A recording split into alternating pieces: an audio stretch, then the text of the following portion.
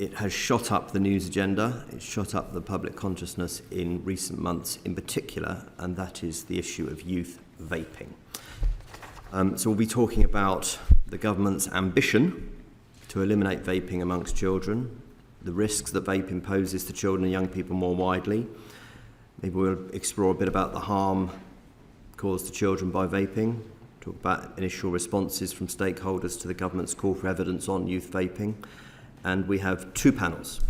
The first panel will finish at about 10:45, 10:50, and then we'll move on to our second panel, which will finish around 11:30, so members can go into prayers and Prime Minister's questions. In our first panel, we have Deborah Arnott, who's the Chief Executive of ASH, stands for Action on Smoking and Health. We have Lorania Caslin, who is the Principal of St George's Academy in Sleaford. And we have Dr. Helen Stewart, who is the Officer for Child Protection at the Royal College of Paediatrics and Child Health. Thank you so much for joining us. Just before we start, I just wanted to ask colleagues if they have any declarations that they wish to make for interests. Caroline. I'm a consultant paediatrician and therefore a member of the Royal College of Paediatrics and Child Health. Lorania Caslin is known to me as a teacher, head teacher in my constituency. Excellent. Anybody else? Okay, I would just put on the record that I was former Public Health Minister and obviously have interacted with ASH on many occasions in that role and since, although that was 4 years ago, which makes me feel very old. There you go. Such is life. So this issue has gone right up the agenda, as I said. As a constituency MP, I hear about this from head teachers, I hear about this from parents, I hear about this at home. It is right up the news agenda. If I might start with you, Lorania, as a principal of a school, would you concur that this is an issue that seems to be on your desk a lot more than it was even 6 months ago, and certainly when you began your career? Yes, absolutely. I would say that we have a significant proportion of students vaping and that they're vaping regularly and in some cases making excuses to leave lessons, to go to the toilet to vape and so on and so forth. I think we have seen across our catchment area a significant increase. My head student team would estimate the proportion around about 25% of the students at the school are vaping, and the local police, who we work really closely with, would echo that from their experience in the market square and so on around the town, and contrasting that to number of students smoking cigarettes pre-pandemic, that was very rarely an issue in school. So this is a much bigger issue. And quite wide-ranging. So one example that is not directly linked to health but definitely impacting on education is students vaping in toilets, setting off the fire alarm, and so we're having to interrupt learning on a regular basis to all go out. I had 2 toilets that I knew students were vaping in that I was monitoring really closely, and I became really concerned about interruptions to the exam season, so I had to change smoke sensors to heat sensors really quickly to prevent us being in and out while students are doing GCSEs and A-levels. And so the ramifications are quite broad in terms of an education setting. And presumably you talk to your young people when you catch them vaping, and or there are disciplinary processes, I'm sure. What conversations are you having with them about their motivation? I think it is very popular amongst peers, and so I guess if you roll back 40 years in the same way as it would have been to smoke, so the perception that it's cool with being in that group. So that's obviously a peer pressure is a significant issue. And then I think once they're vaping, the level of addiction we're seeing is perhaps higher than it would have been amongst smokers, in that we didn't have students leaving lessons to smoke a cigarette. They might have one sneaky in the woods on our grounds at break time, but they would go lessons, there wouldn't be a thought to do that, whereas we have regularly caught students leaving lessons to vape. And so I think it's that being able to just top up the nicotine on a really regular basis with vaping that you didn't see with cigarettes, that we're seeing as a contrast in terms of the number of students vaping. And do you get any sense that there's smoking following from the vaping? No, not so much. I think the flavour element is appealing, and you wouldn't get that with smoking cigarettes. Can you give us any examples of the flavours that you've come across? Yeah, and I think that is a concern. I understand the appeal of flavours for people trying to stop smoking. But I think the branding of the flavours, so I mean, some of them read like a sweet shop, so gummy bear, slushy, that kind of thing, but also unicorn milk, unicorn frappe, and I don't even know what flavour that is. But it's clearly pitched at, in my view, a younger audience, and I would say actually unicorns, they lose their appeal at least by the age 15. I think that you're talking even young teen, potentially pre-teen, being drawn into that. But I think in terms of the popularity, talking about the flavours and have you tried this flavour and have you tried that flavour and I prefer this one to that one, is increasing the chat. And in the same way as if you want, as a peer group, to get involved in a kind of social conversation, and you haven't watched the last episode of Love Island, you're kind of a bit out of it. So there is that kind of drawing in about, flavours of vapes is a topic of conversation. Okay, and then just finally, how old is the oldest pupil in your institution? 18. Right, so presumably everybody that you're talking to about vaping is over 18? Absolutely not. Right, so how are they getting them? I think a mixture of routes. I think some are getting them from shops that are not necessarily checking, and I know that we work really closely with the police. I'm quite fortunate that our beat sergeant is a parent at my school, so we have a really good communication channel, and our head student team have fed back shops of concern to the police. The police are raising it with trading standards, but that goes back as far as December, and trading standards capacity to act is so limited that they still haven't visited those shops of concern. Right. So that's the shop side of things, but also I think there's a significant proportion of reselling. So some of the 18s might go into a shop and buy legally, and potentially buying in bulk, maybe 10, 20 vapes, and then selling those on at a small profit. And those are being sold on, obviously, to the underage. Well, presumably, if you found anybody doing that, running that business within your school, what would happen to them?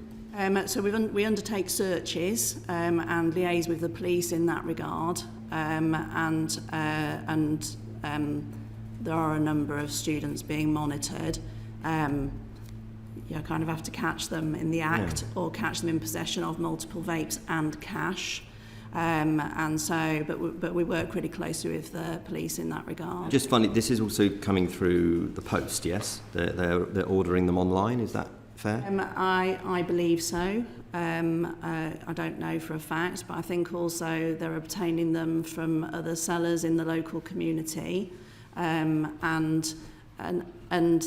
the children in reality have no idea what they're buying. No. And so we've done a number of assemblies, and we've written to parents more than once, and I worked with the police, and they wrote a letter to the parents, which we then sent on through our channels, where they talked about students who'd been using vapes to vape what they believed was probably THC, and then they collapsed and needed to go to A&E. So they wrote to the parents about that, and off the back of that, one parent handed in 5 vapes that they'd confiscated from their child's bedroom, who they believed their child might have been looking to then sell on, and the police had those analysed, and the chemicals that were contained within, there was very little nicotine in one. There was only hydraulic oil and antifreeze. and Caroline's already in possession of that list of chemicals that were found in 5 vapes, 9 extremely concerning chemicals, including trichloroethylene, which has been banned since the 70s, really. So a worry for me is that youngsters who aren't able to go into a reputable shop and buy a regulated vape are, in my view, more likely, therefore, to buy a vape from somewhere where they don't know its kind of origin. And so I think they're a little more at risk in that regard of a vape that contains toxic, flammable, carcinogenic substances. So, that is a concrete example of one parent who had confiscated 5 vapes from their child's bedroom and gave them to the police, and there were 9 harmful substances in the 5 vapes. Thank you. It's very, you are obviously, okay, I guess you're before a select committee, so you've genned up a bit on this, but, it's very obvious from talking to you, this is something that you're dealing with on a day-to-day basis. And, I'm not a head teacher, but I'm guessing you have 1 or 2 other things to do as well as manage vaping among your young people. So thanks for giving up time coming down and seeing us today. Dr. Stewart, I'm not going to bring you in on this panel because you're going to talk doctor to doctor with Dr. Johnson in just a moment. But before that, Deborah Arnott from ASH. What I just want to explore with you relatively briefly is Cancer Research UK say that e-cigarettes are beneficial for those who have smoked, although they shouldn't be used for people who haven't smoked, as their long-term health effects are unknown. Some experts have raised concerns that e-cigarettes could be a gateway to smoking for young people. So whereas when I was the minister, we were very much of the view that vaping was a way out of smoking. The concern is that it's a gateway in. One study, just one study, found that young people who used e-cigarettes were over 3 times more likely to become cigarette smokers than those who'd never used an e-cigarette. However, other researchers have said that individuals who try e-cigarettes are more likely to try tobacco smoking anyway. And so there is conflicting advice on this. Do you have, and can you give us any sense as to where the current evidence base lies on the ramp in versus the ramp out of smoking where vaping is concerned? As you know, we work very closely with the academic community, and we've been looking at this. ASH started monitoring youth vaping in 2013 because we wanted to keep an eye on what was going on. What you point to is what's called common liability. Teenagers who take risks. So if they smoke, they may well vape, they may well use illegal drugs like THC, or engage in dangerous sex, or drink too much. There is a lot of overlap between these behaviours. What we can say is that at population level in the United Kingdom, over a time when vaping has grown dramatically, we have not seen children's smoking rates go up. I think if you look at smoking rates in 11 to 15-year-olds, in 2021 they were 3%. In 2010, before vaping really took off, they were 9%. So they've been coming down year on year. Yes, okay. So is there any good research that you know of that you could direct us to in our work that is adding to that research base, or is, because you work, as you say, closely with academia, or are you working on any of that yourself? I don't think we can ever prove gateway one way or the other. For some children, vaping may be a gateway out of smoking. For others, it may be a gateway into smoking. But the fact of the matter is that we're seeing too large a level of use of e-cigarettes by children, and we need to regulate to control it. What worked with smoking, smoking rates amongst children, 11 to 15, were 19% in 1982. In 2000, they were still 19%. We'd had lots of education. We'd had, campaigns, we'd had this and that, but no regulation. Between 2000 and 2021, it went from 19% to 3%. Why? They were, cigarettes were made much less affordable. They were put out of sight in shops. Advertising was banned. Packaging and labelling, the bright appealing colours were got rid of. We need to do the same with vaping. We need to regulate to drive it down. The Office for Health Improvement did their call for evidence on the 11th of April 2023. That closed on the 6th of June. I know you responded to that. And the Public Health Minister produced I won't say an updated tobacco control plan because it wasn't, but it was a smoking plan. There was some smoking actions and money for tackling illegal vapes. In your opinion, are the government taking youth vaping seriously as an issue? We first spotted the loophole which allowed vapes to be given for free to children in 2020, and we alerted the government and said action was needed. The government consulted on tobacco regulations in 2021. We put in a comprehensive response together with the Spectrum Public Health Research Consortium calling for tougher regulation of tobacco, but also e-cigarettes. Took a year for the government to respond, and they said the regulations were fit for purpose. And now in 2023, we've got another call for evidence. Now, I accept that between 2020 and now, we've had Brexit, we've had COVID, we've had a ministerial merry-go-round. But still, action is needed, and it's needed now. The last announcement said they were reviewing the regulations. As you know, a cross-party group of MPs put regulations on vaping as an amendment to the Health and Social Care Bill in 2021. The government voted down the measures to get rid of the attractive packaging and labelling. Not enough action. Action needs to be taken. And we have 3 top measures that we think are absolutely vital, which we want the committee to examine carefully. And they are to put a £5 excise tax on disposable vapes to make them less affordable for children, but also to bring them within the excise tax regime, which means that Border Force and HMRC have powers to prevent illegal vapes from flooding into the country and prevent their distribution and sale. Last year, HMRC and Border Force seized over 1 billion illegal cigarettes. They don't have those powers for vaping. It's all down to trading standards, who've seen their capacity cut by 50% and the numbers of trading standards officers cut by 50% in recent years. And I can see Paulette there, who used to be in local government, and she's nodding her head. So that's really important. Prohibit branding with appeal to children. Why are there these bright colours, sweet names and cartoon characters? They're completely unacceptable. I completely agree with Lorania there. And prohibit promotion of e-cigarettes in shops, putting vapes out of sight and out of reach of children. We held a round table for OHID, the MHRA, which is the competent authority, the Advertising Standards Authority, local authorities and everything, last September, when our surveys first started showing significant increases, particularly in use of disposable vapes. And I found to my horror that the Advertising Standards Authority has no powers to control the way that products are promoted in shop, only to advertising outside. Now something's got to be done. I mean, you see these products in chicken shops, never mind mobile phone shops, they're everywhere, pound shops, sweet shops, you name it. I mean, it's just completely inappropriate. Thank you. Somebody is making a lot of money, and we may well explore that. But in the meantime, Dr. Caroline Johnson. Thank you, Chair.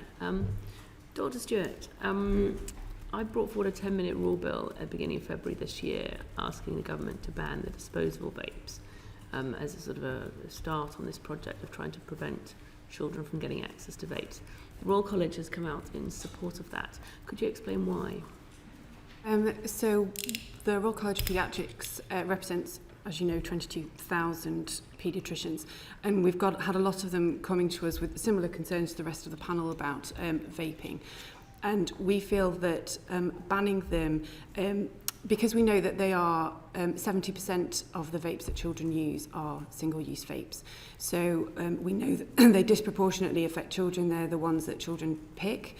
And so we feel that removing them as an option is a much quicker, easier, straightforward way of protecting the health of children. We know that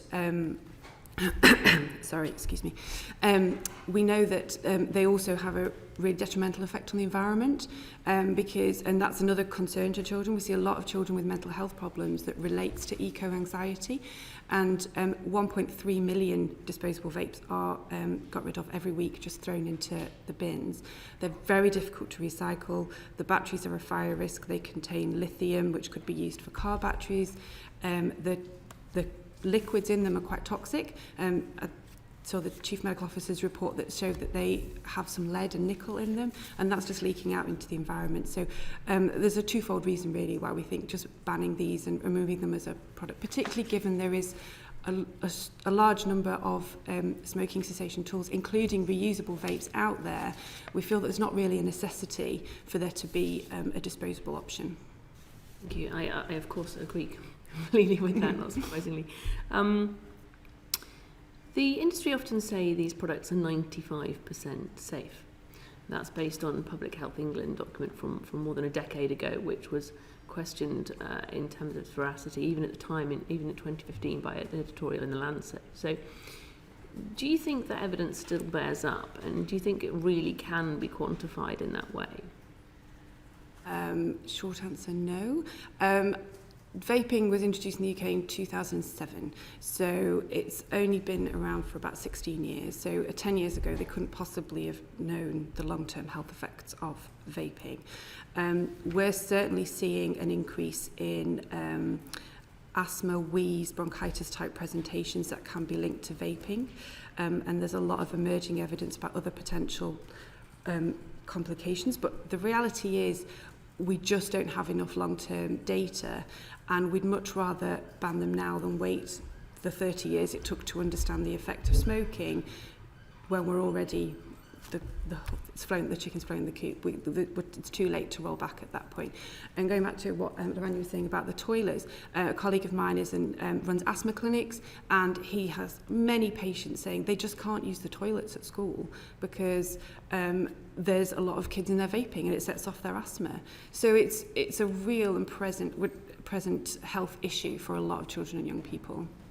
Thank you. You talked about more recent evidence, and your submission to the consultation includes a document by Banks, E-Cigarettes and Health Outcomes, a systematic review published in March 2023, looking at more than 400 health articles. Their conclusions on vaping are pretty damning. Could you tell us more about those? So I've not seen that report recently, but we know that the evidence that they've gone through it's all emerging. It's all emerging evidence that they increasingly we are finding that there is just significant health risks, and we really need to have some more long-term evidence before we can say that these are safe, and we just don't want to wait. We want to ban them now.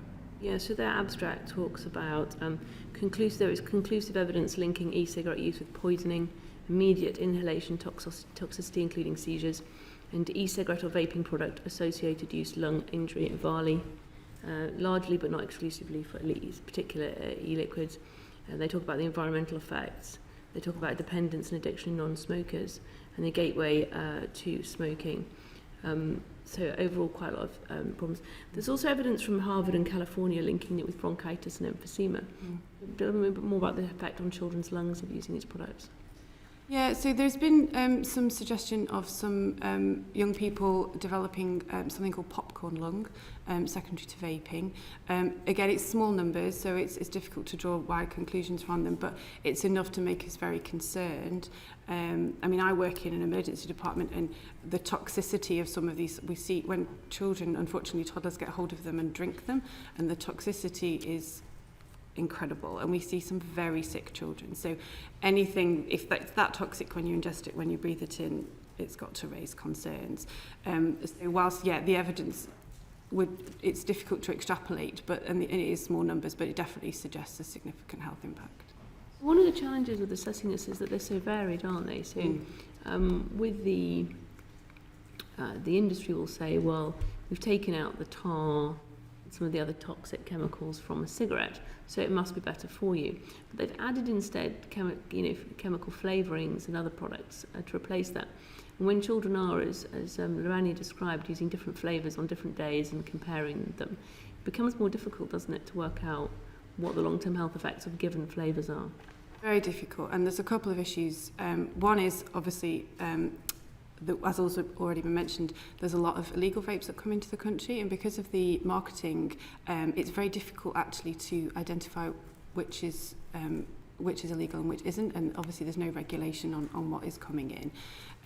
So it's impossible to say that that they're safer. And also, as I said, the toxicity of drinking them is huge. So we can't it's impossible to say that they are safe. Thank you. Thank you. Okay, thank you for that. We may come back to you if you wish to.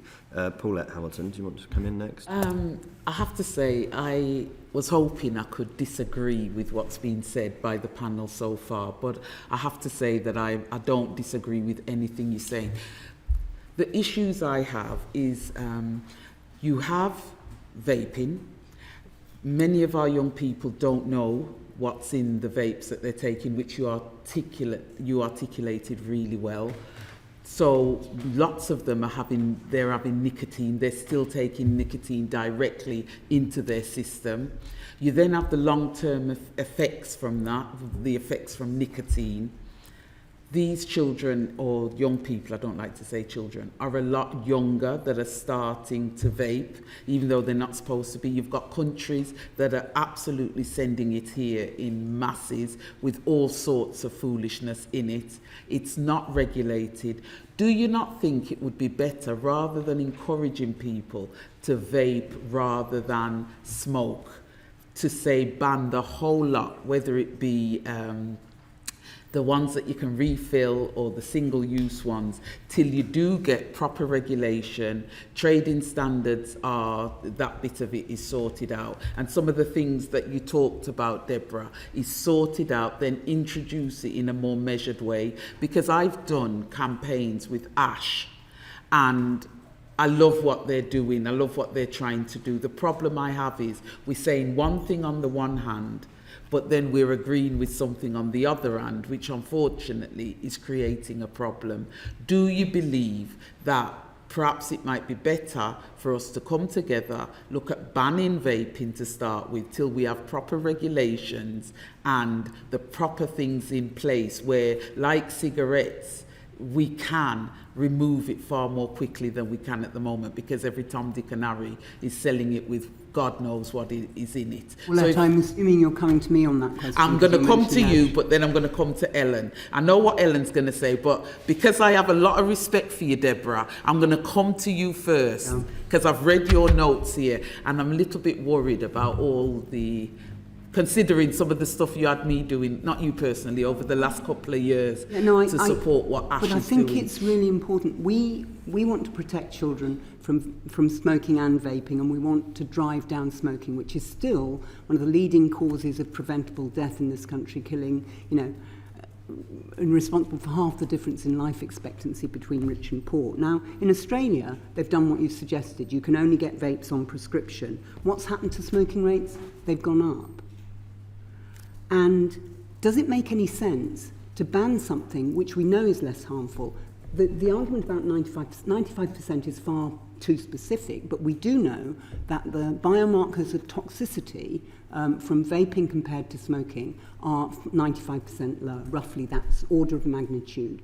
As people have said, you've got to wait till you know the longer term, but there is a significant reduction in the level of toxicity. But the fact that you don't, Deborah, I need to bring you back to that. The fact that you don't know what's in a lot of these products, because they're coming from countries that are not regulated, they're being sold in shops that are not being monitored, because we haven't got enough of these people. I don't think you can actually say that. If you banned them completely, Paulette, you would just drive it into the illicit market, and that's where you can't control it. That's why we want to see an excise tax, and why we want to see HMRC and Border Force putting effort into preventing these illegal vapes flooding onto the UK market. Banning them isn't going to help.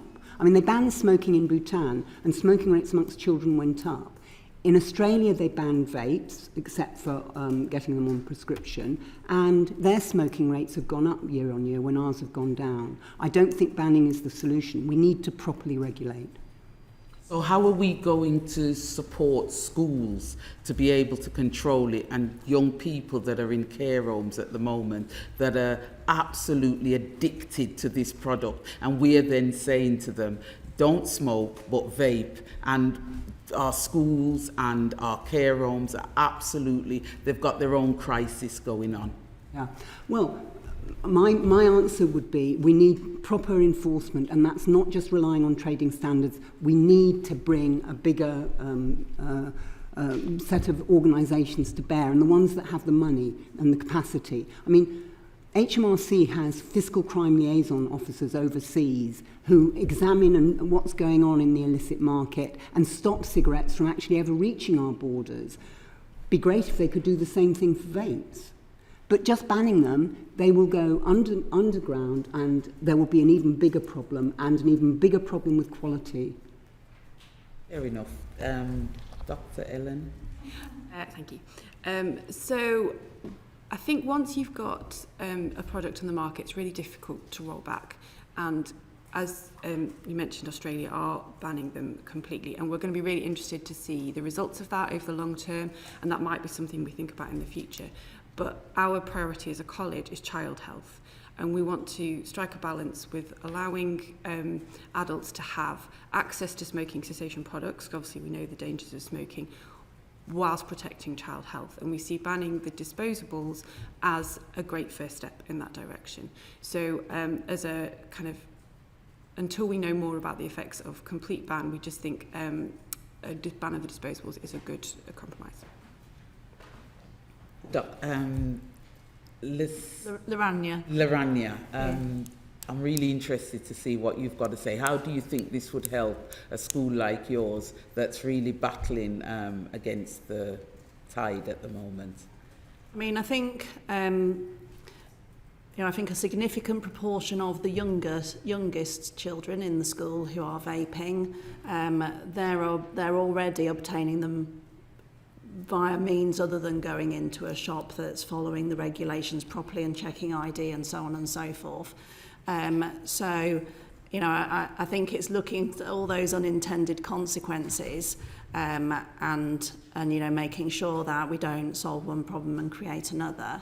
So it is difficult, but the ready availability to children who are underage and significantly underage is a real concern. And I think pricing the youngsters out of the market would be a great first step. I think that's at the very least. What I would say, and I know that Deborah said around, if we roll back to when I was at school in the 80s, it was probably about 19% of people smoking. And I think we're all crystal clear that vaping is better than smoking. I think there's no debate over that. But what I would say is that the rate in which the number of teenage vapors is increasing, I think, is really significant. And so, and it's difficult to get hard data on that, but my head student team and the police would concur that it's around 1 in 4 and increasing. So kind of where does that stop? And the perception that it's safe. So why are all these grown-ups making a fuss about it? Children would be quite dismissive of the reasons against. There are more children. So in terms of information assemblies that we've had, where they mentioned popcorn lung and they mentioned brain development and so on and so forth, there are more children thinking twice. But I certainly feel that we've not hit a peak on teen vaping on its current trajectory, and I don't know where that will peak, so that's a worry for me. But also, Caroline and I have talked, and as far as I'm concerned, the best thing to breathe into your lungs is clean air. And I'm no scientist, but if you're vaping in, you're taking in liquid particles in a vapor format, and the lungs are absorbing the nicotine. What else are they absorbing? And we just don't know. And and I think it's a real worry that we're already 16 years into vaping in this country, and the trajectory is going like that. And where do we end up, and at what point do we find out what else is being absorbed into the body? And and these are not things that may cause sudden medical issues. It may take 10, 20, 30 years for those medical impacts of vaping to emerge. And we just don't know. That's the bottom line, isn't it? We just don't know at this point. But what does concern me is that the rate of increase of teenagers taking up vaping, and and many of these lovely, lovely students who I don't think would ever dream of smoking, going and having a sneaky cigarette they wouldn't do that, but they've been drawn into vaping much more easily because it's perceived to be safe, and because of the chat around the flavours and being in and being able to be part of those peer-to-peer conversations, you need to be in that crowd. Yeah. So those would be my words. You, Chair. Chair. Yeah, Because I know we're we've just got going to a bring in tight Rachel. Thank you. Thank you ever so much for the evidence today. So we're clear about flavours, we're clear about colours and shapes and all sorts of things, that we need this plain approach, plain packaging and good public health warnings on that. When it comes to revenue, first of all, if we're going to increase revenue as suggested, £5 you were suggesting, is that going to change the revenue on cigarettes as well? Will that have to go up proportionately? How do you see the equation between smoking and vaping? If I can put that to you, Deborah. Very good question. I mean, we already have some of the most expensive cigarettes in the world, but what we're proposing, and £5 may seem random, we chose it because when I looked at what vapes were going for, Elf Bar, the most popular with children, half all children say that's the brand they use. You can get them for $2.99, and the same product, which is rechargeable, reusable, is $7.99. So by putting £5 on, you're making it the same price as a rechargeable, reusable equivalent, and that we think, we know children are very price sensitive, so that will have a big impact, but it will also mean that they're not, actually there's an incentive for adults who vape to switch to a reusable product where they're vaping disposables, but they're still lower than the equivalent packet of cigarettes, which is about, well, I think they're between £10 and £12 now. You can get them online for. So should reusables also see a revenue increase alongside that?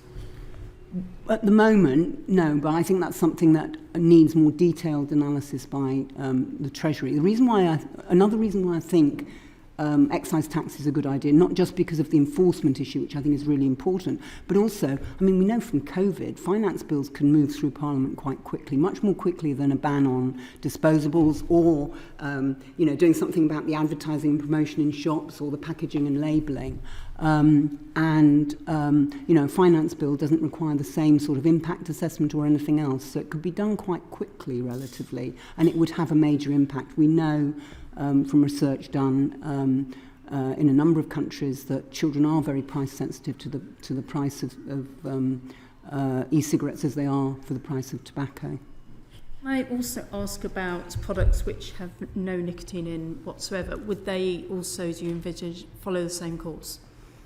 That's a very good question, and I think we certainly want, one of the problems with the regulations to date is that non-nicotine containing e-cigarettes are not covered. So there are regulations about what the flavours can contain and toxic carcinogenic substances. I mean, the substance that causes popcorn lung, or supposedly does in large quantities in popcorn factories, is illegal in UK standard vapes. Whereas flavours in e-liquid, which doesn't contain nicotine, there's no regulation. There's no regulation of the marketing, So I think we do need to look at how the regulatory framework covers non-nicotine containing products as well.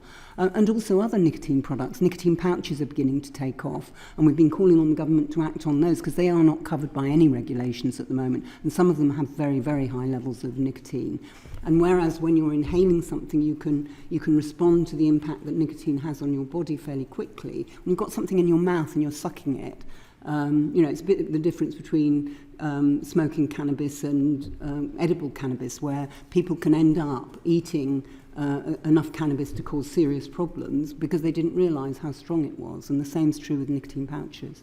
Thank you for raising this as well. With regards to regulation around the strength and the substance within vapes, do you believe that the cap of 20 milligrams is too high and that should also be reduced, or is there evidence to say that that is actually at the right level?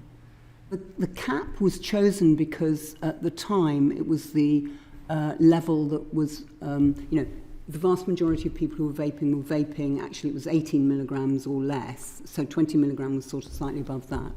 In America, they don't have a cap, and actually there's no evidence that children using vapes in the US are becoming heavily dependent, even though you can buy them. In fact, the standard seems to be 50 milligram per mil or 5% instead of 20 milligram per mil or 2%. I mean, the problem is if you bring down the nicotine level, people who are addicted to nicotine are looking for a certain level of nicotine, and they'll just vape more if there's not sufficient nicotine. So I don't think the 20 milligram per mil limit should be brought down. It should be looked at, but it shouldn't be brought down. One of the things that could also be looked at from the environmental point of view is the size of the pods and the size of refill containers, because they're quite small, and that doesn't necessarily make them safer, but it does mean that you have to use more, and from an environmental perspective, that's not a good thing. In the same way, there could be a limitation on the number you purchase. There could be on the number of pods that you purchase there as well. Helen, could I just turn to you on that same question around the regulation of the substance? And whether or not you believe that 20 milligrams per milliliter is too high or should be reduced? So that's not something that we really focus on at the college, because it's related to adult smoking cessation as well. For us, I think any nicotine is too much for any child to be inhaling and vaping. So I think we would really just want zero nicotine for any child. So ideally, if we could see these banned, that would be fantastic. Thank you. And one last question for you, and it's my last question. I mean, it's very clear that the industry are trying to generate a new generation of addicts. That's what the industry has been in for a very long time. It knows the subtleties of how to achieve that.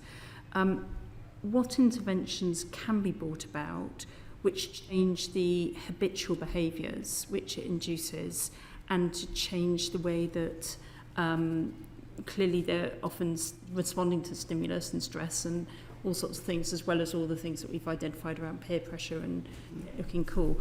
What additional support can young people have so as not to go down the line of vaping? That's a good question. So in terms of for children and young people to stop them vaping in the first place? So yeah, it's kind of getting into the behaviour, or even once in that behaviour, then being able to be supported out of that. Sure, okay. So as a college, we think banning them would really impact children's behaviour, and we're aligned with Ash in many factors as well, in terms of the marketing, plain packaging. We know that putting cigarettes behind the barriers in supermarkets and made them a lot less visible has been a huge had a huge impact on smoking rates. I saw a sweet shop the other day, and it was called Over the Rainbow, and it was definitely for children, but had a big vaping stand outside. So a lot of these kind of things really do influence children. They walk past, they see sweets, they see vaping, it's all in the same place, and they associate it in their mind. So I think there's a lot of these kind of things can help, but the reasons that children stop smoking, as well as the peer pressure and all that kind of thing, is also things like mental health support, general health support, poverty. All these things play a huge impact on the decision for children and adults to start smoking. So we'd also like to see action on a range of those things as well. Thank you. Right. Did you want to conclude on this, Caroline? Thank you. Yeah, please. I've got a couple of questions. The UK VIA, which we will hear from later, in their submission to the call for evidence, say that 83.8% of children and young people have either never tried or are unaware of electronic cigarettes and vaping. The Health Watch study found that 10.8% of 10 and 11-year-olds had vaped or sometimes vaped, and 19% of 12 to 13-year-olds and 42.5% of 16 to 17-year-olds. Which of those views most closely aligns with your experiences of children and vaping? Start with perhaps with the Lorania. The latter, without doubt. Okay, and Dr. Stewart? Yeah. So, thank you. Could I just come in on that? Because I don't think any one survey can show exactly what the levels are, because different surveys have different strengths and weaknesses. But what I think is really important, and that's why we started monitoring in 2013, is to look at trend. And what we're seeing is a growing trend, and we're also seeing growing experimentation. And that's, rather than saying it's this percent or that percent, I think that's the thing we need to focus on, is we need action because we're seeing a growing number of children experimenting. Yes, I would agree. We definitely need some serious action on it. The other question I wanted to pick you up on, Dr. Stewart, you talked about students being triggered in their asthma by going into school toilets, finding people vaping in there, and that kind of fog of sweet flavour that hangs around. Would you support a ban on these being used in public areas? I know when you get on the train it says please don't smoke or vape, and that's common to a lot of public areas, but would you support the vaping being included in the legislation that bans tobacco smoking in public areas, like clubs, pubs, bars, those sort of places? I think that's something we definitely would support. We know that the effects are passive as well as from active smoking, so that's definitely something that we would support. Thank you. And my final question was about the effects of nicotine. Could you tell us more about the effects of nicotine on the developing brain, and also whether you're seeing children who are looking for support in kicking this addiction because they've become addicted to vapes and they no longer want to spend this sort of money on it? So on the second point, yes, we have at our trust recently introduced a smoking cessation service, which including nicotine addiction from various products. Now that is also to help parents, because we know the impact of passive smoking, but we are also seeing some under 16s being referred to the service. But a lot are not in a they don't necessarily realise the impact of or necessarily acknowledge their addiction at their young age. So it's very hard to we know that children, young people have different attitudes to risk-taking behaviour, different understandings of, they find it very difficult to appreciate the long-term impact of some of their actions. So we don't get that many who acknowledge that there's a problem, and I think that's one of the difficulties, and that's why we're so keen to see a ban, because actually young people just don't have the capacity to understand the long-term consequences of their decisions in the same way.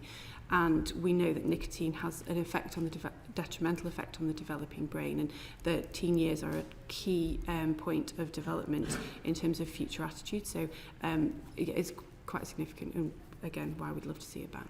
We do need more education. I appreciate that particular point, because I think it's quite an important one. Nicotine is licensed for use by children from 12 up by the MHRA as a stop smoking aid, and it's also licensed for use by pregnant smokers. I think we need to be careful in thinking that nicotine is and the Committee on Toxicity looked at this when it looked at e-cigarettes and the toxicity of e-cigarettes, and it looked specifically at nicotine, and it didn't conclude that there was significant concern around adolescent use, sufficient for it to give a warning. Now, if you remember, in 1948, the year the NHS was founded, 82% of men smoked. In the 1960s, 50% of women smoked. Anecdote isn't evidence, but I was one of those children who grew up. I smoked in my primary school. I actually carried on smoking on and off until I started working for Ash. There are millions and millions and millions of smokers who started as children. We did not see massive neurological damage as a result of that. The fact is it's addictive, and up to 2/3 of long-term smokers die from cancer, cardiovascular disease, respiratory disease. But we need to be careful about assuming high levels of neurotoxicity in nicotine in vapes. Thank you for that. But with respect, we also have the doctor's opinion that it's harmful for children, and we do have to listen to both. And obviously, opinions today are very important. If I could just supplement that with what education is available to children, because Dr. Stewart's saying that children are not aware of the risk, they're not aware of the challenges posed by these devices. I know that you're doing a lot, but do you think the Department for Education should be doing more to support head teachers in providing them with the materials that they need to make sure the children have a full access to information? Absolutely. I mean, I would agree with Helen in terms of, you're all fairly immortal when you're a teenager, aren't you? And it won't happen for ages, and I can stop before then. And I don't think anybody knows how addicted they are to something until they attempt to stop. And I think my experience is that the majority of students haven't attempted to stop. It still has its appeal, it's still part of their peer group activity and so on. So they don't know the extent to which they're addicted to something. In terms of a kind of health programme and an awareness programme, we come back to the fact that we don't really know. And so it's quite hard to educate. So, we had an expert come in to do assemblies. He's reached out across the county to do that. I'm aware that other counties have the same kind of arrangements. But there's very little in terms of follow-up material. I think, it would be helpful to explore the concept of addiction, not necessarily to nicotine, but the concept of addiction full stop, and that dependency, because you could connect in with online gambling, which obviously draws in, and it's kind of analysing why so many humans are drawn into addiction in various forms, and so you could include that with alcohol as well. And I think whilst we don't yet know the long-term effects of vaping, but we do know it's a lot safer than smoking, it's quite hard, I think, to push a really big health agenda on a demographic that feel like they're probably going to live till they're at least 80, 90, and that's in 70 years' time, that kind of thing. So that's tricky. But I think work around addiction. I think another thing that would be really helpful is that there are vape sensors on the market, but they're not cheap, and we won't go into the issue of school budgets, but in terms of schools being able to invest in vape sensors, that might be something that could be funded separately, whether there were grants available to install vape sensors whereby they alert, they don't set the fire alarm off, they alert instead that there's somebody vaping, and then of course we can look into that. So I think there are a range of things. I think more education, maybe a focus around the addiction. I was a smoker in my misspent youth, and I used patches to stop that, and I love not being a smoker. I love not having an element of my life not in my control in terms of an dependency and addiction, and it's a great thing. Anecdotally, I know a few people who stopped smoking and then thought, I miss nicotine, and started vaping, and have now attempted to stop vaping and are finding it so much more difficult than stopping smoking. I don't know the extent to which we have data on that, but it would be an interesting exploration. And I think that comes back to, when you smoke a cigarette, you're smoking a finite amount at a particular time, and the way we're set up now in a very limited number of spaces, whereas the ability to top up on a vape very, very regularly, and people in the living room vaping whilst they're watching TV and so on, it's like literally, with some people, a fairly constant top up, and I wonder whether that's increasing the extent to which people are dependent on their nicotine fix. Like I say, we probably should avoid, because we're still trying to focus on the youth vaping. Absolutely. It is so much. We're really grateful to everybody. We probably should move on. There's another guest that we want to ask questions of. Just briefly with you, Dr. Stewart. Obviously, children not using the toilets at school is not a new phenomena. I remember people not doing that at school. But is there any, in your opinion, as a clinician, as a paediatrician, is there any health impact of that and the retentiveness of children not going to the toilet when they're at school? Yes, there is. There's increased risk of urinary tract infections, right, particularly, and also problems with continence in the long run as well. So yeah, definitely, absolutely. Yeah. And you got to go, you got to go. And you've got to go. See what I did there? Yeah, no, this is not just thrown together. Okay, right. Lorania Cassidy, thank you so much for coming today. Dr. Helen Stewart, thank you very much. And Deborah Arnott from ASH, as always, thank you very much. We're just going to take a 60-second break to change the panel, and then we'll be back. Order. The proceeding is currently suspended.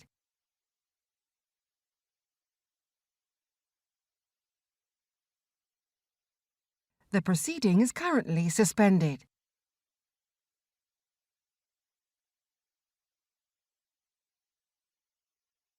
The proceeding is currently suspended.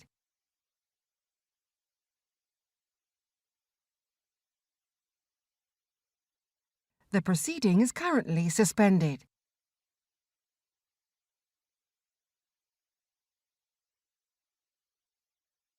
The proceeding is currently suspended.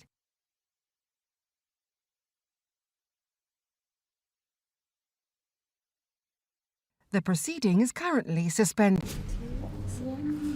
Okay, order. We are back with our second panel, and you've been listening to our first panel. We have John Dunn, Director General of the UK Vaping Industry Association, the UK VIA, and we have Marcus Saxton, Chairman of the Independent British Vape Trade Association, the IBVTA. And appreciate your time. I know you've been sitting listening to that evidence. We've done our declarations. I wonder whether you would like to do the same.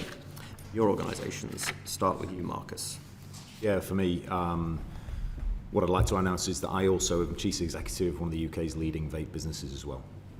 Which is? A business called Totally Wicked. Totally Wicked. Correct. Okay. And Mr. Dunn. Subject to my role as Director General of the UK VIA, I also am Managing Director of Difflin Group, which is a consulting company that consults on brands looking to enter the UK market. Okay. And UK VIA does have links with the tobacco industry, correct? We have over 106 member companies, 4 of which are tobacco-controlled brands, yes. Okay, but they're board members, correct? They are 4 of 36 full board members, yes. Okay. So you heard the evidence this morning that's being given. You've heard from a head teacher. You've talked about the impact on schooling, and alarms being set off, and exams impacted. We've heard about children with asthma. We've heard about children being retentive, not going to the toilet at school. Heard quite a lot of interesting stuff this morning, haven't we? Absolutely. Does it make you feel good about your industry? No, actually this is something that we've been pushing for well over 3 years. One of the issues that we've highlighted is the fact that, and it's been talked about earlier on, that these products are being sold in inappropriate locations. There's also very little financial penalties for those retailers caught selling to minors. Yeah. A recent study done by one of our members, Arcus Compliance, actually found that very few trading standards groups are implementing fines. And as an example, a group of 12 cities with 5.5 million people, the combined fines over 3 years total £2,100. We also had a case recently where a court fined a store £26 for selling a vape to a 14-year-old. Now, as an association, we've called for extreme action to be taken on that. We want to see fines increase to a minimum of £10,000 per instance. And we want to see all vape retailers and distributors licensed to sell these products. And that licensing has to include robust age verification processes, but also has to include the fact that they only stock legitimate licensed products. These, we think, are reasonable things for the industry to do. If the industry isn't going to object to it, I don't see why the government can't do it. If you look at what Ireland did recently, they're bringing in a bill that will bring in €4,000 fines, but they're tacking on a prison sentence for those retailers selling to young people. Now, I think that's a huge step forward, and it's something that the government should look at here. Okay, so you're calling for tougher regulation of yourself. Absolutely. One of the things that, as an organisation that we do is we hire a third-party company to test our members 3 times a year. We've done that for over 5 years now. And all of those results are given to our trading standards partner, Buckingham & Surrey Trading Standards, to understand how businesses are, for instance, allowing some of these transactions to go through, because we are not at 100%. And that's really given us a lot of insights on how young people are getting these products. But I've gone out on trading standards raids. I've gone and seized illegal products. And it's ridiculous how easy it is for young people to get these products, because if there's no disincentive for retailers to do it, those small majority of retailers that frankly don't care who they sell the products to are going to continue on to do what they're doing. It sounds like, from what you're saying, it sounds like you very much accept there's a problem here. Oh, I think nobody can say there's not a problem. Right. But it is illegal for anybody under the age of 18 to buy vapes in this country, and it's illegal for anybody to buy a vape for anybody under the age of 18.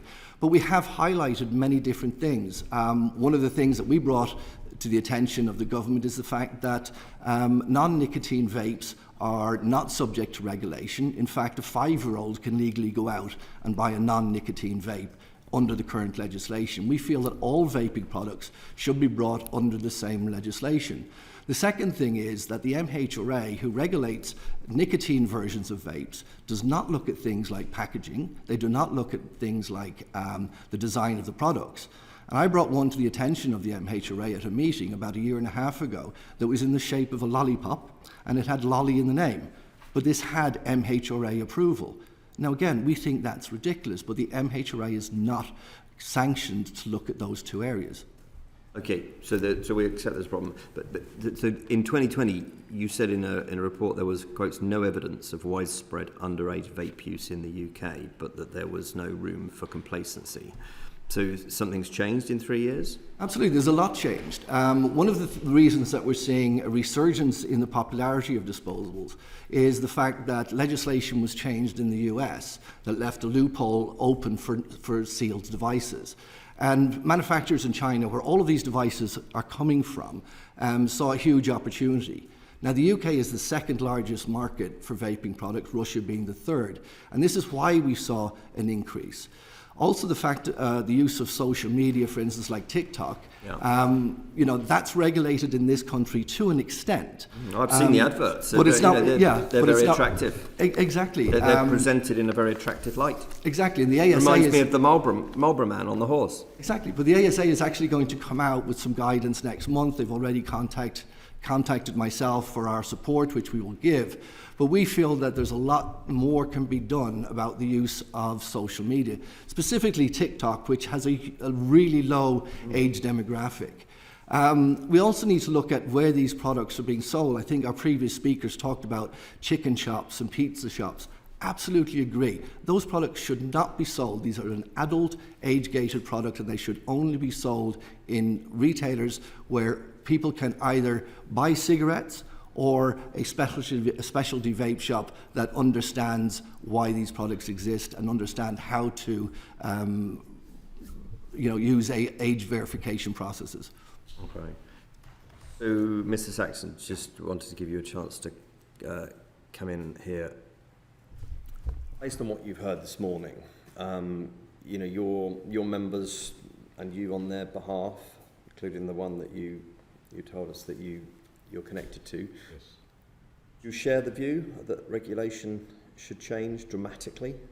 I certainly think regulation should change, and it's got the opportunity to change. But I do think, as you've heard this morning, it's really important to understand the negative consequences that could be associated with putting in place the wrong regulation.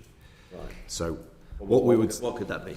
So just to put into context, Deborah spoke earlier on about a black market and an illicit trade. So by our estimates, if you add up the total legitimate trade and the illicit trade within the UK, that could be circa £4 billion category. Roughly 2/3 of that market is represented by the black or illicit market. That's a really important point that we have at the table to understand whatever regulation we put in place, and as the Australian model proved, is if you don't effectively regulate, you will allow that market to thrive. And where we're hearing analysis of products that includes chemicals that are absolutely not regulated, are oversized, and age verification protocols are either non-existent or certainly flouted, We think there's a distinctive link to that area of the trade and a lot of the issues that are going on. That doesn't mean that there's not the opportunity to educate further, to restrict access at border, and to ensure... Yeah, but you can regulate, but then it comes down to enforcement, doesn't it? Absolutely. And that was one of the points I was going to say. Educate, restrict access, both at the border and in terms of who can sell these products, and enforcement in a much more joined-up fashion than it is today. But it's absolutely critical that we think very carefully about how we enact these to ensure that these don't get into the hands of youths, but do enable the UK market that has been the most effective in terms of tobacco control to continue to thrive as it had done since 2008. So you're both sort of calling for this extra regulation. Why do you remind me of the AI companies on the Hill in Washington calling for regulation, which sounds great, but I can't help but wonder whether they're doing it because they'd rather do it than have it done to them. Your industry, would you agree at the moment, is taking a pounding in public opinion. Would you agree? We do, but the representatives of that industry were part of it anyway. So, and what I'd say is, as we point out, we've got many hundreds of members that were founded their business on the basis of being a smoker. Ours was exactly that. A 20 smoker a day in his early 40s found a transformative product that genuinely enabled him to transform his life. Many of our members and many of the businesses work tirelessly to ensure that the right products are sold in their shop to the right people. And that is what enables many people to come in and access the right products that are regulated, get the right advice to help them quit smoking.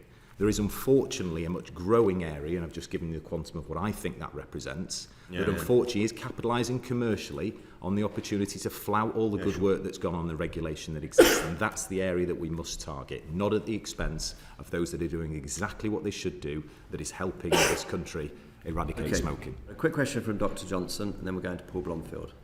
Thank you. Question from Marcus. You said at the beginning that you were Chief Executive of Totally Wicked. Yes. We know that people look up to footballers, little lads, little girls, look up to footballers. They watch them in their running around in their shirts, and they admire them, and they want to be like them. You've talked a lot about the importance of responsible advertising. Yes. Do you think the little boys and girls going to watch Blackburn Rovers and seeing Totally Wicked advertised on a sportsman's shirt, when they go to the stadium called the Totally Wicked Stadium, that they are being that you are effectively advertising your products to children? Quite the opposite, actually. Responsible. Quite the opposite, actually. What we believe, and in Lancashire, which is where Blackburn Rovers and our business are based, is actually one of the highest smoking prevalence rates in the whole of the country. We believe that everyone that we can drive awareness to about the relative safety of vaping versus smoking is actually someone who's going to benefit from that.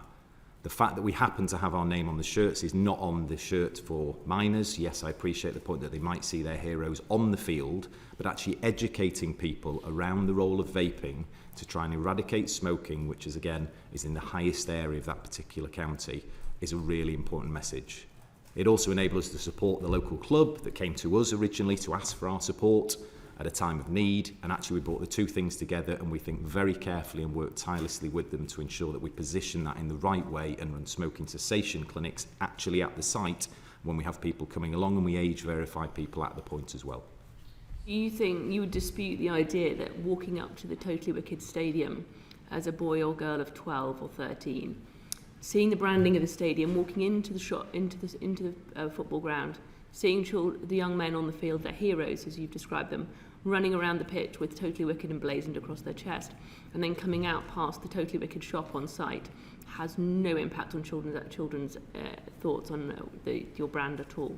If anything, I hope it would drive awareness to the fact that over 5,000 cases of youths being hospitalised due to passive smoke per year, actually it might drive awareness about the relative safety of vaping for their parents to potentially adopt that and make a life-changing decision to switch to vaping. If they saw our store, they would not get across the threshold because we wouldn't let an under 18 into our stores. You're suggesting you're advertising it to children in order to encourage their parents to stop? Absolutely not. So what I'm saying is factually, I think the fact that anyone out there who is a smoker that sees our brand, very subtly, but sees our brand at a sports stadium, hopefully might drive some education to see the relative safety of vaping versus smoking. I don't think in any way, and quite the opposite, we put it in front of children to encourage them to vape at all. Okay, so you think there are more 11 to 15-year-old smokers who will stop by seeing the advertising at Blackburn Rovers, then there will be young children attracted to emulate their heroes and to take it up. I don't have evidence to back either of that up, as probably you don't, but I appreciate your point around awareness. But what we believe is any smoker that gets awareness to vaping is a better awareness than not. Right, we'll have to disagree on that. Okay, Paul Blomfield. Indeed, Chair. Mr Dunn, you've acknowledged there's an enormous problem created by your industry. Don't you think it's possibly a bit convenient that you come along to us this morning and argue that the regulation should be focused on retailers, knowing that trading standards haven't got the capacity for enforcement, and on social media? It's a great diversion tactic. Don't you think there's actually a problem with your products that you should look at? No, absolutely not. These products have been around well over 15 years. They are the most successful way that adults quit smoking here in the UK. We've now got 4.2 million people vaping successfully that were primarily ex-smokers. Why do you think it's necessary to produce flavours like sweets and to market them with cartoon characters? Well, you're not supposed to be able to do that, and this is why one of the things that we've called on is none of your members produce any products which are flavoured in the way that's been described by our previous witness. We have an extensive code of conduct that our members sign up to, and we don't use cartoon characters on our products. But we do all the sort of flavours that we've heard from other witnesses. Well, flavours are extremely important to adults. That's one of the reasons why vaping is so successful. Gummy bear. I'll give you an example. I'm almost 60 years of age. I like gin, for instance. I have a strawberry candy floss gin at home that comes in a pink bottle. I have a bubblegum flavoured gin. The flavours are important to young people. But should they emulate food products? No, they shouldn't. And according to the law, that is not allowed. But this is one of the reasons why we've called for the MHRA to be given the teeth and given the powers to look at product design and packaging before they approve any products. A lot of the products that you're talking about that come into this country illegally are not subject to those same regulations. And one of the problems when I talk to trading standards is they say they're under-resourced, they don't have the facilities to do that. And this is why we are calling for the licensing fee, and we're calling for the fines to be done not only on retailers but also on distributors bringing in these illegal products. And all of those resources should be ring-fenced and given to trading standards. Talking about some of these distributors, we provide intelligence to both trading standards and to Border Force. We've reported the same wholesaler in one city 25 times and no action has been taken on that case. The industry is not here to sell to children. The industry is not here to hide from the fact that some road retailers and distributors are bringing in products that are unsuitable. I'm sure we'll come back to some of those points. Mr. Saxton, I mean, you used a different diversionary tactic. You said the problem wasn't necessarily social media or retailers. You said it was enforcement. And you made the case that the problem is if we regulate vaping, it'll just drive towards a black market, people towards a black market. Isn't that exactly what Big Tobacco argued about smoking when we tried to regulate cigarettes? There may be some parallels to that, but that's categorically not what we're trying to advocate here. I think going back to your point on flavours, I think some of the examples you use in the media have a really implicit role to play here, that many, and I submitted some to the clerk ahead of this session, if you saw them, that are used are not regulated products on the UK market. Anyone that's using names that simulate food or drink should be targeted and prosecuted by those food and drink under existing regulation. They would not be allowed. Anyone that flouts with flavour names that are so ridiculous or emulating those food or drink, again, would be no reputable business that would do that, and those should absolutely be banned. Having said that, the role of flavours, if any of you have been a smoker, is absolutely critical to enabling a successful quit attempt. You will be addicted to tobacco and you may start your journey on tobacco. To be successful, and there is now data that shows over 80% of successful quit attempts are made by people moving away from those flavours that they're actually addicted to flavours that are furthest away from that for obvious reasons, that's where their dependency is. So please, if you can get across, there is a really critical role for flavours for aiding a smoker's quit attempt. The examples that you give, and many of them, are actually examples where they are not reputable businesses, not regulated, that are finding themselves on the market. But I do agree that must be tightened up, and no reputable business would sell those or create those today. I have to say I'm an ex-smoker. I didn't smoke cigarettes because I thought they tasted nice. It was because I was a nicotine addict. Yeah. But let me come to the argument you're making, and you've both made, that, and you're making it again now, and that the value of your products is in getting people off smoking. Uh-huh. Cast your mind back to when the Tobacco Products Directive was being discussed 10 years ago. There were two routes that were being looked at. One was that the product should be licensed for exactly that purpose that you describe. The other was that it would have a more light touch regulation as a leisure product. Why did the vaping industry so strongly resist licensing? For me, licensing is really clear.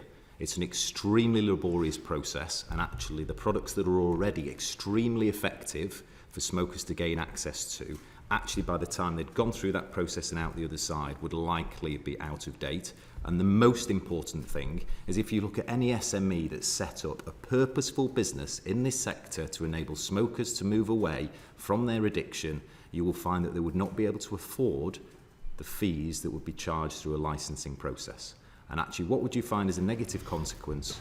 The only people that would be able to afford access to go to those licensed products would be big tobacco businesses that are causing the issue in the first instance, but then secondly claiming to actually be solving it. And that's the reason the access to products today, and has been demonstrated through the reduction in smokers and the growth in vapers up to the recent single-use product, has been extremely effective outside of licensing. Isn't it true that if it had been licensed as the sort of medicinal product that you describe, it would have been a much smaller market? I think there would have been much smaller uptake. I think we'd still be fine. Much smaller opportunities for you as an industry? Much smaller opportunities to move the transition of smokers, which 2 out of 3 people, if used directed by the manufacturer's instructions, will die. There would be much less opportunity to convert those across. Yes, I agree. We've heard from previous witnesses that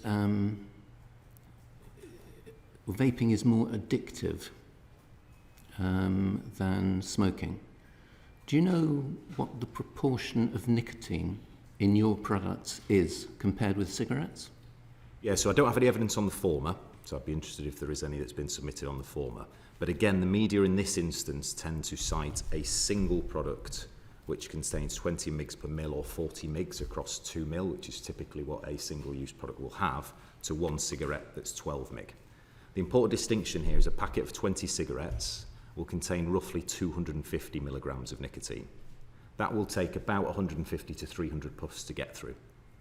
A single-use device, therefore, with 40 milligrams compared to 250 milligrams take about the same time to go through.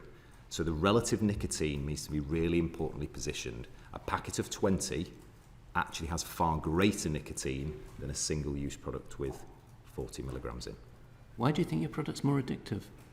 I don't have any evidence to that effect. In fact, actually to the contrary, because the efficiency of a combustible cigarette to drive nicotine into the system, so my understanding, is far more effective than a disposable vape, where the nature of the puffing is far different to how you would with a combustible cigarette. So I certainly don't have evidence to support that myself. Mr. Dunham, final question. As the chair pointed out, your board includes representatives of British American Tobacco, Philip Morris International, Imperial Tobacco, or Imperial Brands as they are now, Japan Tobacco International. Don't you think that it would be a reasonable assumption that what's really happened here is that, faced with the inevitable decline of smoking because of the regulation taking place internationally, Big Tobacco just saw an opportunity to use vaping to create a new generation of nicotine addicts? Well, I disagree on that. If you look at how vaping has developed in this country, it has been primarily, as Marcus pointed out, independent companies. The tobacco industry has only gotten into the vape industry because it became so big, and they have a commercial interest to doing so. As an organisation, when we formed, the idea around our organisation was that we were inclusive of everybody that was involved. So we bring all stakeholders together. Very similar to what, say, COP27 did with the environmental issues. We have a lot of robust and stringent rules within our organisation. Each company pays exactly the same in membership fees, so we are not reliant on any large donations from tobacco companies. Each of our 36 board members has one vote. So again, if you look at, we have 4 tobacco companies and their vaping brands. We have 36 currently board members, and that number is increasing every single month as new companies join the organisation. So we are very aware of the influence that tobacco could have within our organisation, but we feel to preclude them would be not a good idea. What opportunities would big tobacco have to sell nicotine, to basically sell their products, if it wasn't for vaping, as smoking declined? Well, the nicotine is in many different products. You've got patches, you've got gums, you've got these new pouches that are coming onto the market, as well as vaping. Or smoking cessation products? Yes, absolutely. So they have every opportunity to try and sell nicotine products. But what's really important here is how successful vaping has been. Why do this? I mean, just absolutely last question. Yeah.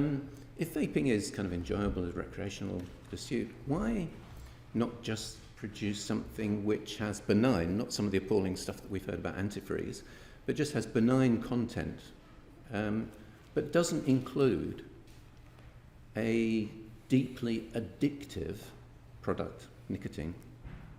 And in that particular instance, clearly where the business was founded and where it continues to be is if you remove nicotine from a product and you are, as you said, a previous smoker, you will have a materially failed attempt to remove off the product that's killing you. So it's as simple as that. We have to have products that have nicotine in them to the right levels. Otherwise you don't have addicts. No, we don't enable people to make the transition that the UK has been such a leader in across the world for them. And that's absolutely implicit. If it does not contain nicotine, given with the right advice and direction, with the right product, then effectively we will... And for smoking cessation. But Correct. Clearly the problem that we're looking at is that vaping is developing to a whole layer of young people who have never been smokers. In that particular instance, that's where I say it's important to understand that really poignant context to then say, how do we tackle the issue of how people are getting access to them? And I think we can happily talk longer against that, but... Very good questioning. Rachel. Thank you. Mr. Saxton, you've been very clear that your advertising has been about public health. So why use your products for advertising as opposed to putting public health messages across shirts of heroes or across a stadium? Why are you trying to promote your business instead? Because I think it's really important that we are a business that is endeavouring to help people stop smoking. We're a commercial entity, and therefore we want those smokers to recognise our brand and all the tireless work that we put into our stores, particularly to give the right advice for those particular people. I think if it was a public health message alone, which we would advocate as a side, is I think education is really important, but that's not for us as a commercial entity where we're looking for those smokers to access our stores to gain that advice. Is about the commercialisation of your product, because clearly we know from what's happened around cigarette advertising is that when you remove that advertising, that obviously smoking rates have fallen. So this is clearly a commercial venture for yourself. So the questioning from my colleague was correct in saying that you are trying to promote your brands which to enables a new generation of which enables smokers currently who are nicotine addicts to make a transition to a safer alternative, and that's the really important point. There are 6 million people still taking combustibles, 2 or 3 which will die if used accurately by manufacturers' instructions. We are a commercial entity that is looking to attract those people to our brand because we do age verify, we only stock regulated products, all our store staff are National Centre for Smoking Cessation trained, and will ensure that they get the right advice for a successful quit attempt. That's how the whole context needs to be put together. Okay, I think you've contradicted yourself there very clearly in the light of the evidence around plain packaging and the impact that has had on public health, and also the importance of public health messaging as opposed to advertising a product. And we've seen that the impact of that because the public health measures that this place has had to take in order to move people away from Happy to smoking. talk longer. I think it's really clear the role that we're trying to play commercially around converting smokers to a much safer alternative, and I think that is absolutely consistent with what I've tried to deliver today. I think it's also good to point out that as vaping companies, we are not permitted to make health claims on our product. The TRPO does not allow us to do that. And one of the suggestions that we have made to government is for them to come out with some pre-approved switching messages that they are comfortable with around vaping and allow commercial organisations to use those. But currently we are not allowed to make health claims on our products. I didn't necessarily say on your products, but on putting it on footballs as shirts, clearly that would be the case. Now, if I can ask you, Mr. Dunn, why you're wanting to induce children into addictive forming behaviours, because clearly we've heard from the evidence of the first panel the scale in which children are taking up vaping. So I wonder if you can answer that question. Well, first of all, we're in no way trying to get young people and children to use our products at all. This is why we're calling for robust enforcement of the current legislation. We have a lot of wonderful laws in this country, but unless they are enforced, unless there is a financial penalty for breaking those rules, then you can make all the laws you want, but they won't be followed. And this is why we are looking at punitive charges on those retailers and distributors and brands that are flouting the law.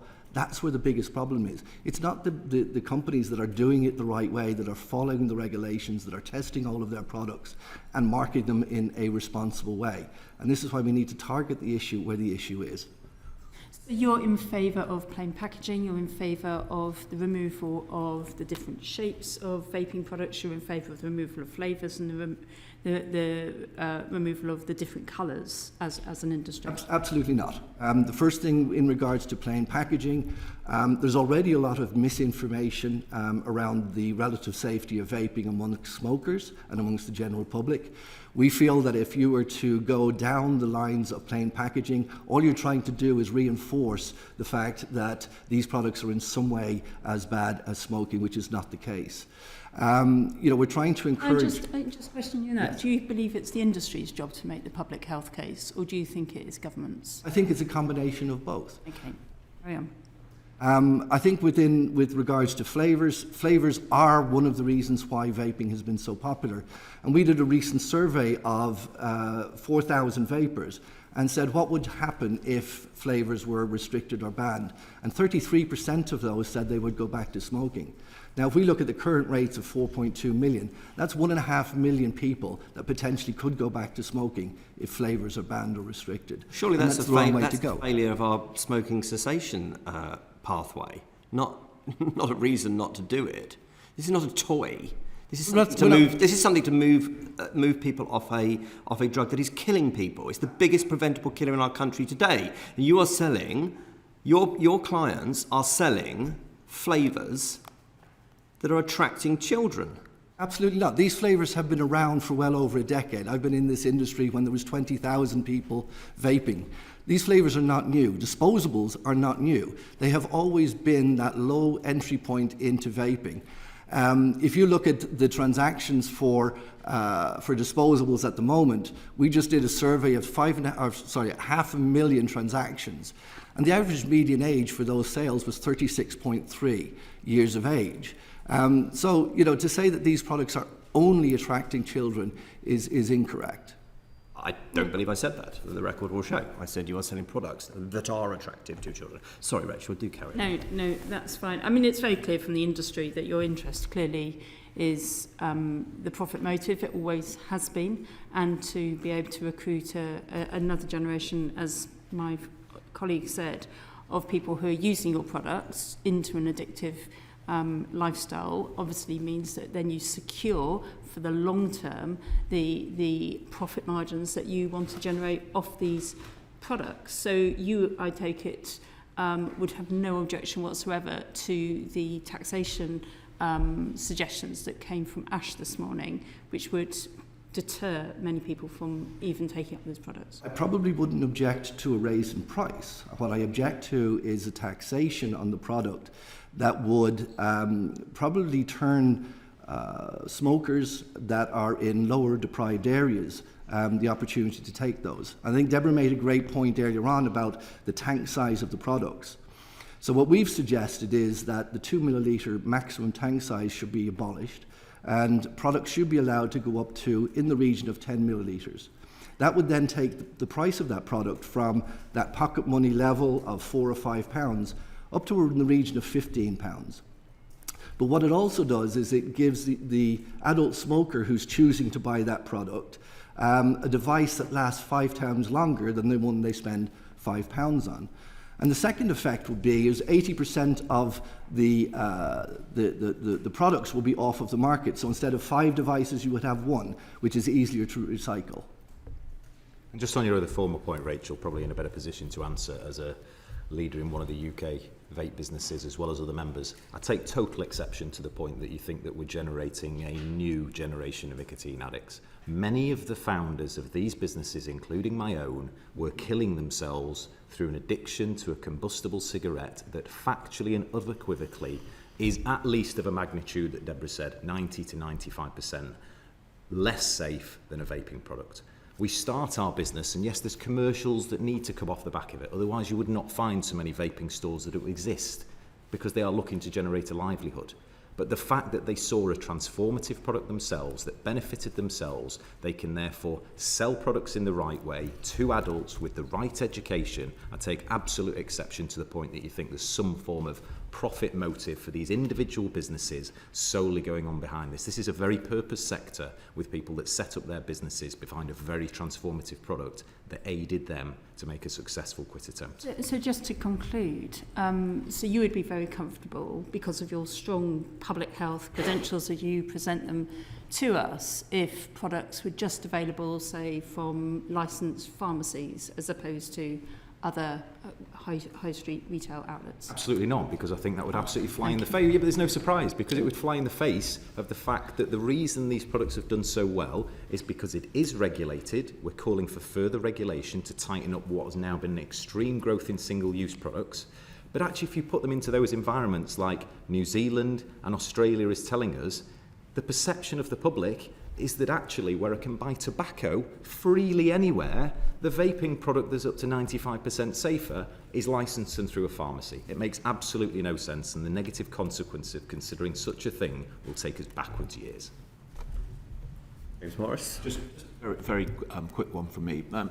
Sexton, I think you said earlier on about the Australian model. So your argument, which is that we need more regulation, we didn't need a complete ban, is that the Australian model didn't work. Australia only banned vaping 2 years ago. So what's the evidence about this failure of the Australian model in terms of driving the black market and or other consequences? And I think, to your very point, I'd need to provide evidence separately to the committee around specifically, because it is early days. I think the bit that I'd draw sense to is to allow freely tobacco to be available when not consistently, like New Zealand have done alongside that, is limit where that is available and then put vaping in the right context. I think is absolutely crazy. Your knowledge, has Australia seen a growth in a black market? Anecdotally, yes, but I'd want to make sure I've got the right evidence to provide. Is it possible for you to sort of present us with? Let me take that separately. I wouldn't have that with me today, but let me take that separately and endeavour to provide it.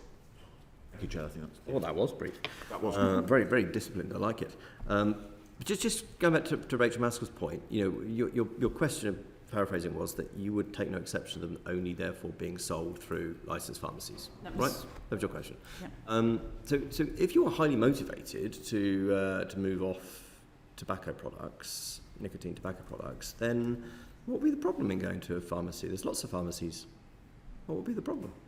Well, lots of pharmacies do stock vaping products, but I think it's important to make these products available wherever tobacco products are sold, because in the most part, smokers are not making a conscious decision. They don't walk into a store and go, oh, I'm going in there to buy an e-cigarette.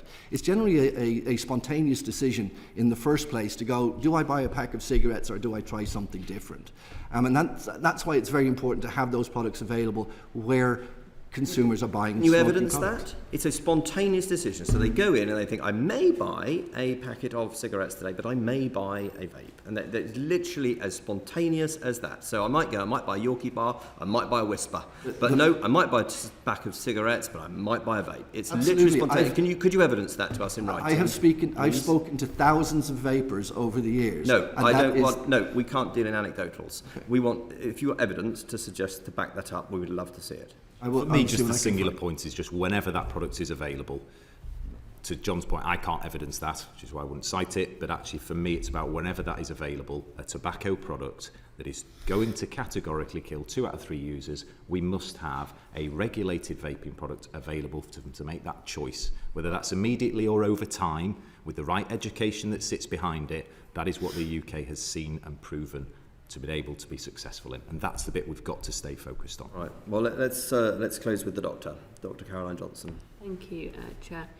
Wanted to ask you a question about, you talked about you wouldn't be happy for the MONI to be provided as a medical prescription product from pharmacies, but actually currently the NHS don't provide any on prescription, and perhaps the reason for that is that the NHS has quite high standards that you have to meet in order to make something a prescription product. Is the fact that after all this time there aren't any available NHS prescription, despite your claims that these are saving lives left, right and centre, is that not a sign that perhaps there are more significant safety concerns? No, if you've got any evidence to support that, then I would clearly be interested in seeing it. What I do have is our members work with over 50 smoking cessation groups around the country.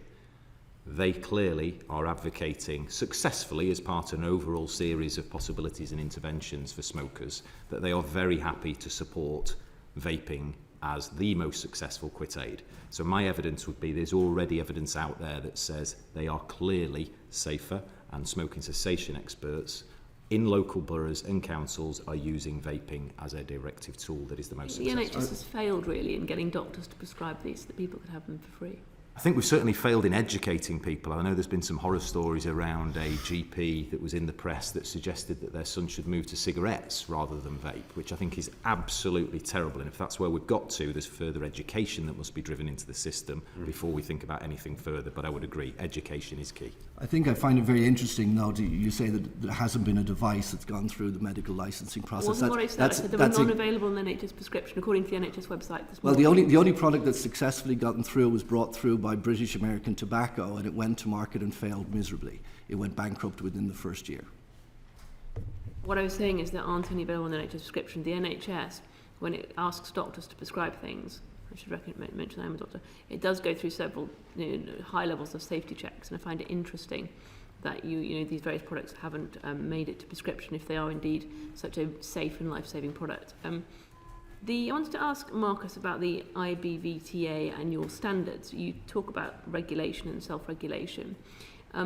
What penalties do you have in place for your members? What code of practice do you have in place for your members to ensure that they maintain the standards that are set? The main standard for us is that we don't accept anyone who's got influence or control from tobacco. So that is the criteria effectively that we would hold them to account on. They wouldn't be able to join our association because we believe, again, there's a conflict of interest around what our purpose category is trying to do versus what their motives are. What's your reaction to members that break the law? If we were found evidence of that, then from our perspective, I'm sure as a board we'd bring that to the table, and depending on what that was, if it was around age verification and consistently flouting and we'd educated them, we still did that, then they wouldn't be welcome within our association. And the producer of ELF bars, are they within your association? Their UK Green Fun Alliance, as they're called, Limited is. Yes, that's not the Chinese manufacturer, that's their UK entity. Okay, but in February this year, Morrison's and Sainsbury's and other stores removed ELF bars from their shelves en masse. The reason for that is that the products that were being sold in these supermarkets did not meet the UK regulations. They were illegal products. Yeah.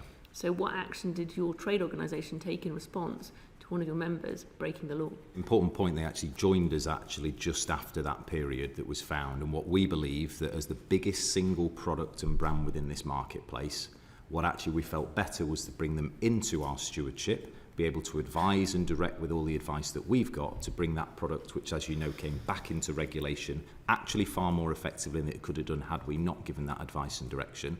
And now we're working with them much more closely to ensure that lots of the areas like responsibility around age verification and recycling, actually we can direct them and steward them far more effectively within the association than outside of it. And that's, I think, what their responsibility and ours is. You're happy to take them on even though they've broken the law because you think they will be less likely to break the law under your umbrella. As the single biggest brand in the UK, I think it's critical that they come within our stewardship and enable us to come back into compliance, which is what they did extremely quickly. And from here on in, we can advise them within our association rather than outside of. What sort of regulation do you have on corporate transparency? Because You've got the, you talked about the UK arm is part of your organisation, but iMiracle is a pretty nebulous organisation, isn't it? What forms of information do they have to have on transparency? We just look at them as a UK business, and we would attempt to understand what their upstream is. But as you say, there's only so far we can go as an association that's not for profit, and therefore we do our due diligence as effectively as we can. Okay. How many vapors are there in the country now, do you think? Would you have estimates of that? The last numbers were 4.3. I suspect they've probably gone up by at least another million throughout. That was in 2022 to where we are today. That is an estimate. 5 million. Yeah, I suspect it is in that sort of magnitude. Around about 5 million people. According to the government figures, there were 10.7 million smokers in 2007 when these products were first launched onto the market, and 6.6 million last year, of which another million have died. That leaves you with around 3 million smokers that you could have potentially helped to quit within those figures. So the other 2 million, nearly getting on for half your market, are people who didn't smoke to start with. Do you accept that? The estimate, I'm not quite, I think we might have lost 1 million somewhere in your calculations there. No, those are the million people that have died, the smokers that have died. 6.6 and 1 million is therefore 5.6. Yeah. No, 10 and a half to 6.5 is 4. Yeah. Taking forward from 6.5. And then 1 million have died. So that's 5.6. No. 6.6. No. If you had 10 and you've now got 6. Yeah. Stop there. Then you've lost 4. Right, no, there was always 6 at the point we had 4.3. So when there's 4.3 million vapors, which was last cited in 2022, there was still 6 million smokers. But 1 million people have died. Okay, so that's now 5 million smokers. But you're getting lost in figures. No, I'm being straightforward. So at the time at which there was 4.3 million vapors cited in the Ash survey in 2022, there was circa 6.6 million smokers. You're saying there are 5 million vapors. No, sorry. My facts is there's 6.6 million smokers and there's 4.3 million vapors. That's where I was standing in 2022. You said 5 minutes ago. You said there were 5. That was the estimate. Sorry, let's be really clear. At the last 5 million last reported vaping. I'm suggesting to you that those 5 million people that are vaping are not all former smokers that have using the vaping. I don't think the maths add up in the way you've described. Just to be really clear, factual evidence in 2022, the Ash survey, 6.6 million smokers, 4.3 million vapors. Then, as I pointed out, we moved to an estimate that said there might be another million. So therefore, there's still 6 million smokers, yeah? And even if you said 1 million have died, there's 5 million still left. So I think at the moment what we're doing is, are you suggesting that there could be other people than were smokers moving into these products? There could be. But I think we've got to wait for the evidence to come forward, and then we need to understand who is it? Are these youths to the very discussion today, or are the adults that would have already otherwise smoked? No, I'm not suggesting that at all. What I'm suggesting to you is that a large part of your market is made up by people who've never smoked, and that you know that. And that's the estimate that you're giving. The factual evidence at last point of 2022 didn't point to that. Over 90% of the 4.3 million smokers were either current smokers that were using vaping in Juul or were previous smokers. So that's the evidence we've got. That was the last cited in 2022. You're saying that 90% of the people who are vaping now are former smokers? Of the 4.3 cited in 2022, what I've estimated and said to you, to your very point, is has there been a growth beyond that last cited data? Yes, there could have been.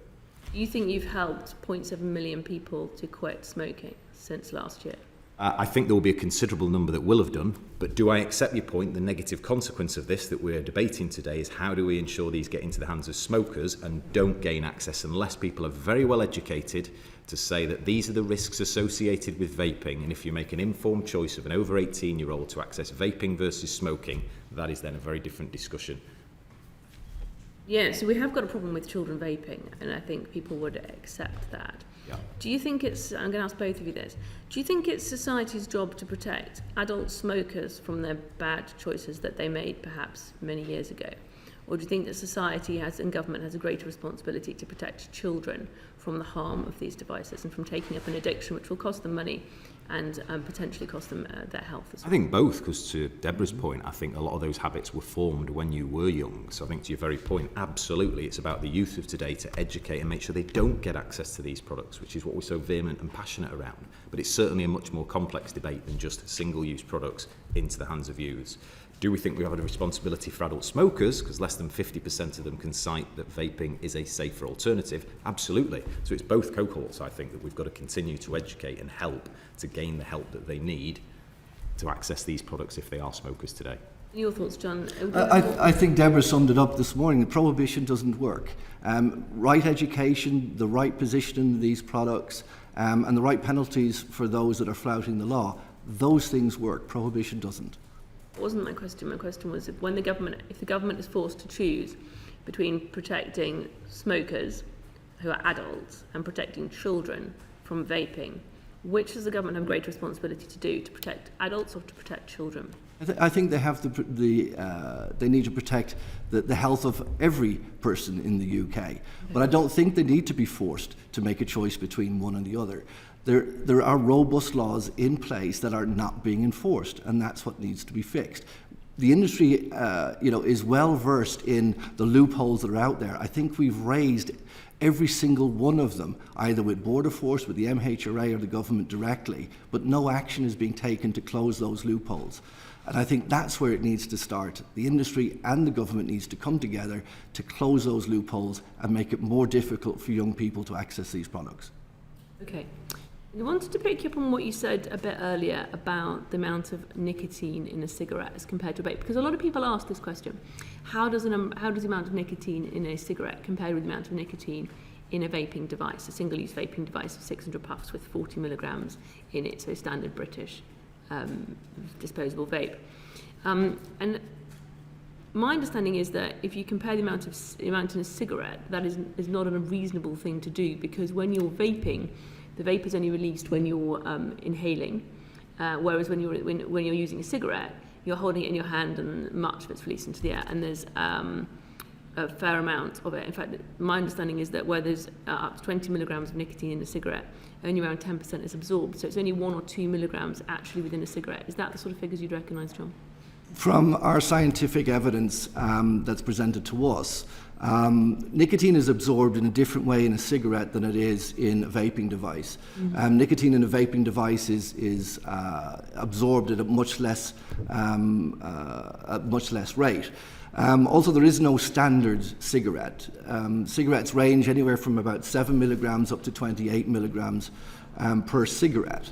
So making that comparison is very difficult, and I think that was pointed out earlier. Yes, but do you accept that when someone is smoking a cigarette, that they will take in a smaller proportion, well, 10% apparently is the standard, of the amount of nicotine that was within that cigarette? Whereas if you're having a vape, you will take in a much greater proportion because you don't have that time at which you're not sucking on it effectively. No, because nicotine is absorbed in a different way. It's probably worth in what way is it absorbed differently? First of all, into the lungs, it's absorbed into the lungs. How is it? Because the particles are different sizes, they're absorbed into the body in a different way, is my understanding, but I'm not a clinician. What way is the nicotine different? The amount of nicotine that's absorbed into the body in a specific period of time is different. And as I said, I'm not a clinician, so Your problem I don't is she is. Well, absolutely, yeah. So you're suggesting that there's a different... So the same amount of nicotine goes into the lungs and is inhaled, but when the same amount of nicotine is inhaled from a cigarette, less of it is absorbed than when it is inhaled via a vaping device. Is that what you're saying? And do you have evidence for this? I could provide evidence to that, yes. I'm very interested in that evidence. Thank you. Thank you, Jim. Brilliant. Just to close, interesting that totally wicked exchange that Caroline had. It's not a description, that is a fact of the product. The Rovers, Blackburn Rovers, had it as their shirt sponsor for 22-23 season. Is that right? Yes. Do they have it for the 23-24 season? Yes, we do. Oh, you do. Okay.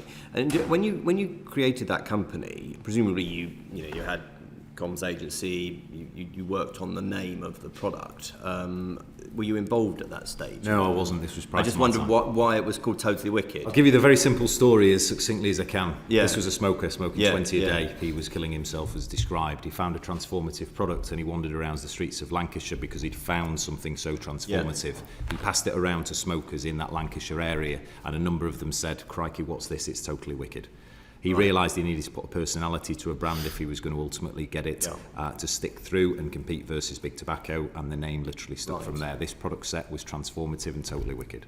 They were adults that said that. Absolutely. It's just my son's 12 and he uses that expression. Yeah, this goes back to 2008 when the business was founded, so right at the beginning of this, and that might be a crude phrase, but in Lancashire it certainly resonated with lots of millions of smokers. Just while we're on the points of further evidence, it would be useful if we could have further evidence, on independent evidence, not anecdotal talk to lots of people, of the importance of flavours Yes. in smoking cessation. Yeah, that would be very wise. That would be very helpful. Okay, right, we'll close there. So John Dunn, Director General UK Vaping Industry Association, and Marcus Saxon, Chairman of the Independent British Vape Trade Association. Thank you very much. It was a robust session. It's meant to be. This subject stirs strong emotions, and we don't apologise for that, but we are grateful for your time. So thanks very much. Order, order.